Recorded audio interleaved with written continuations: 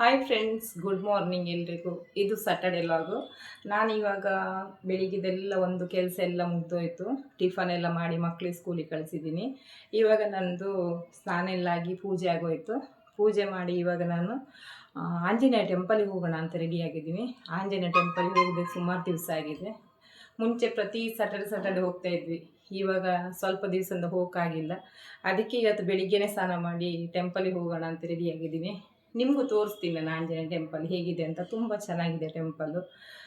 ಎಲ್ಲರೂ ಹತ್ತಿರ ಇದ್ದರೆ ಒಂದು ಸಲ ಹೋಗಿ ಬನ್ನಿ ಟೆಂಪಲಿಗೆ. ಆಂಜನೇಯ ತುಂಬ ಚೆನ್ನಾಗಿದೆ ಟೆಂಪಲ್ ಹೇಗಿದೆ ಅಂತ ನಾನು ನಿಮಗೆ ತೋರಿಸ್ತೀನಿ, ಬನ್ನಿ. ಬೆಳಿಗ್ಗೆ 9 ಗಂಟೆಗೆ ಇಷ್ಟೊಂದು ಬಿಸಿಲು ಸ್ಟಾರ್ಟ್ ಆಗಿದೆ ನೋಡಿ. 12 ಗಂಟೆಗೆಲ್ಲ ಎಷ್ಟು ಬಿಸಿಲು ಇರ್ಬೋದು. ಸಿಕ್ಕಾಪಟ್ಟೆ ಬಿಸಿಲು ಸ್ಟಾರ್ಟ್ ಆಗಿದೆ. ಇವಾಗ ಹೊರಗಡೆ ಹೋಗೋದೇ ದೊಡ್ಡ ಟೆನ್ಷನ್. ಮರದ ಎಲೆ ಎಷ್ಟು ಚೆನ್ನಾಗಿ ಚಿಗುರಿದೆ ನೋಡಿ. ಹಸಿರು ಕಲರ್ ಚೆನ್ನಾಗಿದೆ ತುಂಬ. ನನ್ನ ಜೊತೆ ಯಾರಿದ್ದಾರೆ ನೋಡಿ ಟೆಂಪಲಿಗೆ.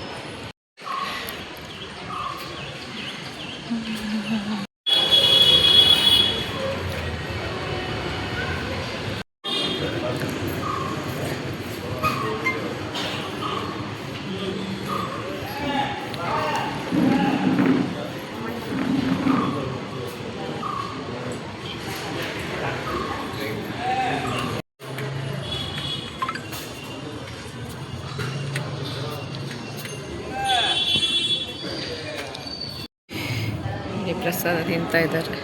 ದೇವ್ರದ್ದು ಪ್ರಸಾದ ಸ್ವೀಟ್ ಉಂಡ. ಇದು ದೇವ್ರ ದರ್ಶನ ಮುಗೀತು. ಪ್ರಸಾದ ತಿಂದು ಇವಾಗ ಹೊರಟ್ವಿ. ದಿಶಾ ಸುಮಾರು ದಿವಸ ಆಯಿತು ವೀಡಿಯೋಗೆ ಬರ್ತೇವೆ.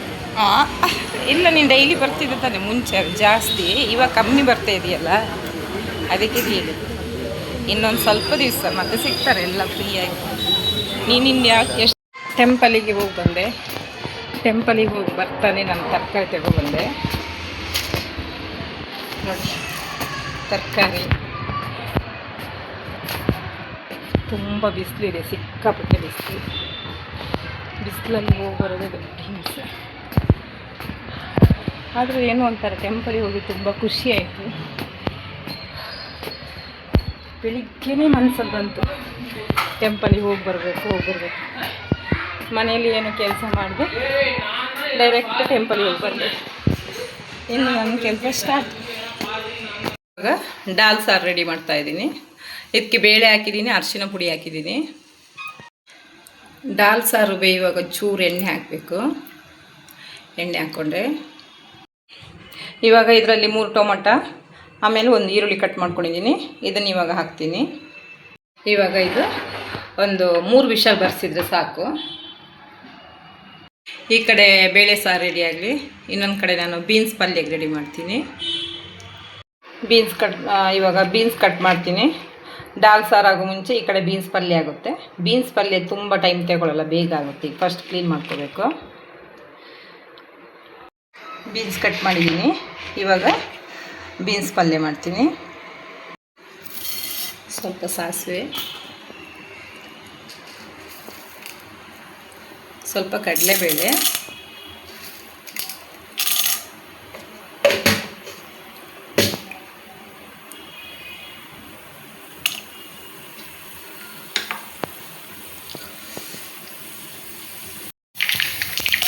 ಒಂದು ಈರುಳ್ಳಿ ಕಟ್ ಮಾಡಿ ಹಾಕ್ಕೊಂಡಿದ್ದೀನಿ.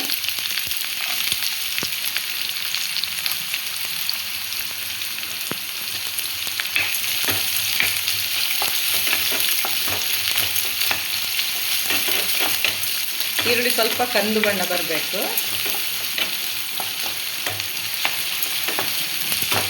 ಇವಾಗ ಬೀನ್ಸ್ ಹಾಕೋತಾ ಇದ್ದೀನಿ ಕಟ್ ಮಾಡಿದ್ದು. ನಾನು ಫಸ್ಟೇ ಕ್ಲೀನ್ ಮಾಡಿಕೊಂಡು ತೊಳ್ಕೊಂಡು ಕಟ್ ಮಾಡಿದ್ದು. ಇದಕ್ಕೆ ಸ್ವಲ್ಪ ಉಪ್ಪು ಹಾಕೋಣ. ರುಚಿಗೆ ತಕ್ಕಷ್ಟು ಉಪ್ಪು ಹಾಕ್ಕೊಳ್ಳಿ ನೋಡಿಕೊಂಡು.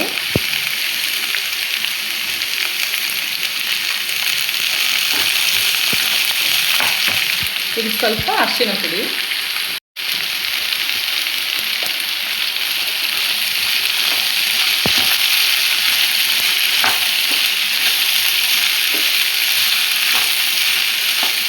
ಒಂದೊಂದು ಟೈಮಲ್ಲಿ ನಾನು ಇದಕ್ಕೆ ಗ್ರೀನ್ ಚಿಲ್ಲಿ ಹಾಕಿ ಪಲ್ಯ ಮಾಡ್ತೀನಿ. ಗ್ರೀನ್ ಚಿಲ್ಲಿ ಜಾಸ್ತಿ ಯೂಸ್ ಮಾಡಬಾರ್ದು, ಸ್ವಲ್ಪ ಗ್ಯಾಸ್ಟ್ರಿಕ್ ಆಗುತ್ತೆ. ನಾನು ಅದಕ್ಕೆ ಇವತ್ತು ಚಿಲ್ಲಿ ಪೌಡ್ರ್ ಹಾಕೋಣ ಅಂತ. ಇಲ್ಲಾಂದರೆ ಒಂದೊಂದು ಟೈಮ್ ನಾನು ಗ್ರೀನ್ ಚಿಲ್ಲಿ ಹಾಕಿ ಗ್ರೀನ್ ಥರ ಪಲ್ಯ ಬರುತ್ತಲ್ಲ, ಬೀನ್ಸ್ ಪಲ್ಯ, ಆ ಥರ ಮಾಡ್ತೀನಿ. ಅದು ತುಂಬ ಇಷ್ಟ. ಆದರೂ ನಾನು ಇವತ್ತು ಚಿಲ್ಲಿ ಪೌಡ್ರ್ ಹಾಕ್ತೀನಿ. ಗ್ಯಾಸ್ ಸ್ವಲ್ಪ ಸಣ್ಣ ಉರಿಲಿ ಇಟ್ಕೊಂಡಿದ್ದೀನಿ. ಒಂದು 5 ನಿಮಿಷ ಹಾಗೆ ಮುಚ್ಚಿಡ್ತೀನಿ, ಬೇಯಬೇಕು. ಇದು ಪಲ್ಯಗೆ ನಾನು ನೀರು ಏನು ಹಾಕಲ್ಲ. ಈ ಕಡೆಯಿಂದ ಡಾಲ್ ಬೆಂದಿದೆ. ಇದಕ್ಕೆ ಇವಾಗ ಒಂದು ಒಗ್ಗರಣೆ ಕೊಡಬೇಕು. ತುಂಬ ತೆಳು ಮಾಡಲ್ಲ, ಸ್ವಲ್ಪ ದಪ್ಪ ದಪ್ಪ ಮಾಡ್ತೀನಿ, ತೋವೆ ಥರ. ನನ್ನ ಮಗಳಿಗೆ ಸ್ವಲ್ಪ ದಪ್ಪ ತೋವೆ ಥರ ಮಾಡಿದ್ರೆ ತುಂಬ ಖುಷಿ ಅವಳಿಗೆ.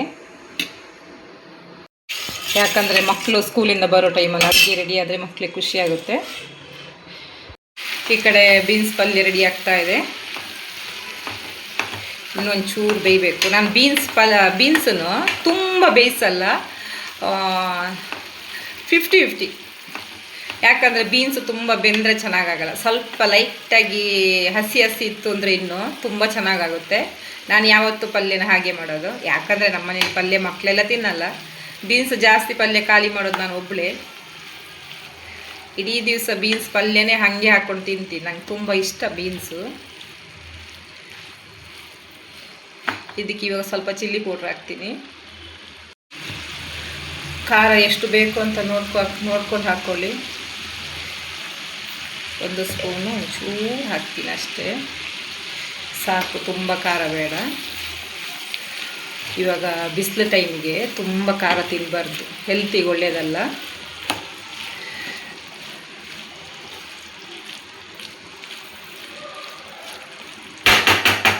ಇನ್ನೊಂದು 5 ನಿಮಿಷ ಬೇಯಬೇಕು. ಇವಾಗ ಬೆಂದಿದೆ ಬೀನ್ಸು. ಇದಕ್ಕೆ ಸ್ವಲ್ಪ ಕಾಯಿ ತುರಿದಿದ್ದು ಹಾಕ್ತೀನಿ. ತುಂಬ ಹಾಕಲ್ಲ, ಸ್ವಲ್ಪ ಹಾಕ್ತೀನಿ.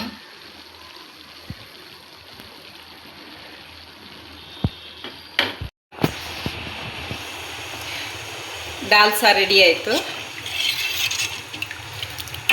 ನೋಡಿ. ಈ ಕಡೆ ಬೀನ್ಸ್ ಪಲ್ಯನೂ ರೆಡಿ ಆಯಿತು. ಒಂದು 5 ನಿಮಿಷ ಇರಲಿ, ಕಾಯಿ ಹಾಕಿದ್ದು. 5 ನಿಮಿಷ ಆದರೆ ಗ್ಯಾಸ್ ಆಫ್ ಮಾಡ್ತೀನಿ. ನೋಡಿರ ಫ್ರೆಂಡ್ಸ್, ನಂದು ಇವತ್ತಿನ ಕೆಲಸ ಮುಗೀತು ನೋಡಿ ಇಲ್ಲಿಗೆ.